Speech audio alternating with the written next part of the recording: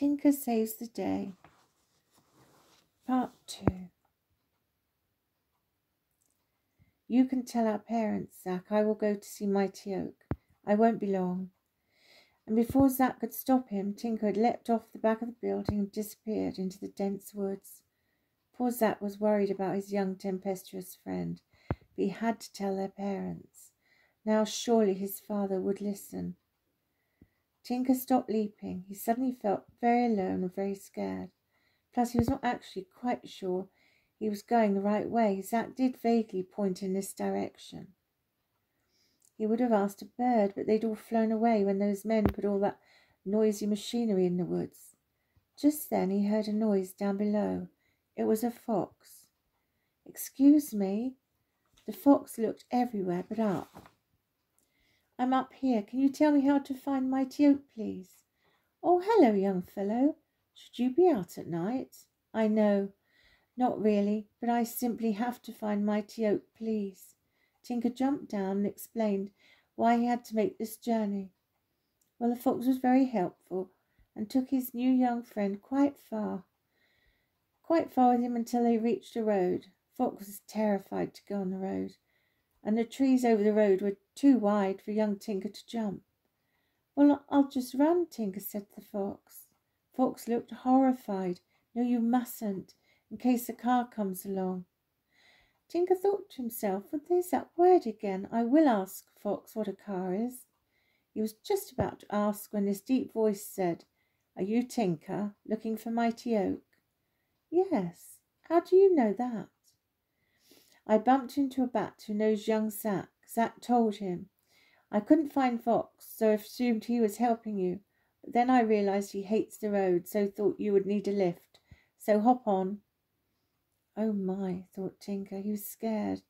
Although he'd never heard of a badger eating a squirrel, he did know they ate small mammals such as moles, hedgehogs, frogs, and oh yes, he just remembered one ate his mother's friend Pat, a rabbit. But no, he had to trust this badger. So down he climbed from the small tree he was stood on, and gently climbed onto the badger's back. "Thank you, Fox. Goodbye." He waved to the fox. "Goodbye, my young friend. Good luck." Tinker thought it was nice on Badger's back. It was soft and warm. He appreciated the warmth. It was a cold night. Badger carried him a long way, but it was time for him to get back to his family. "I should stay in the trees now, and it's still dark. Keep going straight on till you come to a huge clearing. That's the park. Now, when you get there, be very careful. There will be lots of people, some joggers, and there may be lots of dogs, and you will not have any trees for cover. Now, Mighty Oak, you can't miss him. You'll know when you see him. Good luck, son." "Thank you, Badger. Goodbye." Tinker felt so alone again, so scared. It was too far to turn back now. What was he thinking of? What could a tree do? Oh well, I must carry on, he decided. He jumped a couple of trees when he met a bat. He was very friendly, but he did not stop talking. Tinker thought to himself that he would never ever go out in the dark again. He did not like the dark. No, he didn't like it at all. All of a sudden he was startled and fell out of the tree.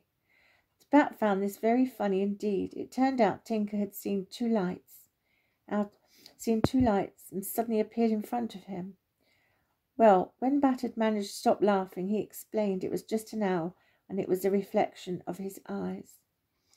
Well, it was starting to get light, so it was time for Bat to go home to bed now. He bid farewell to Tinker and flew home. Tinker was on his own again. He was not scared like before. The birds were singing. He felt quite safe. He jumped from tree to tree and then jumped to one. That was it. No more trees. This must be it. This must be the park. Gosh. It was huge. Now, let me see. There's that cottage. Must be. Oh, my. His eyes saw this enormous oak tree. It looked splendid.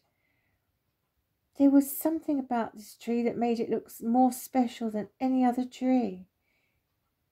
Plus, he'd never seen a tree with a trunk that thick. and it was so tall, it really was a mighty tree. Right, all Tinker had to do was cross the park. It was really light now. Oh no, thought Tinker, there did seem to be an awful lot of dogs. Oh, thank goodness, they're all on leads. Right, that's it. I must go. So Tinker leapt onto the grass and ran for all his might. Just then a dog owner let his dog off the lead.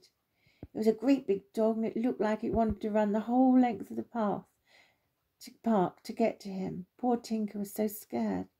He was so very young, had never come across an animal that looked so scary, except once when he accidentally trod on Silver's tail, his friend Rat. He looked scary then. Tinker was frozen to the spot. He did not know what to do. He wanted to run, but he just could not move. The dog was getting closer and closer, and as he did so, he looked even bigger. Tinker thought, I was so close to Mighty Oak, and I've failed. What will happen to my parents and all the animals? And too late. The huge dog had reached him. It was a German Shepherd. It came towards Tinker, its mouth opening to reveal large white teeth. It grabbed Tinker in its mouth, its teeth closing on the back of his neck.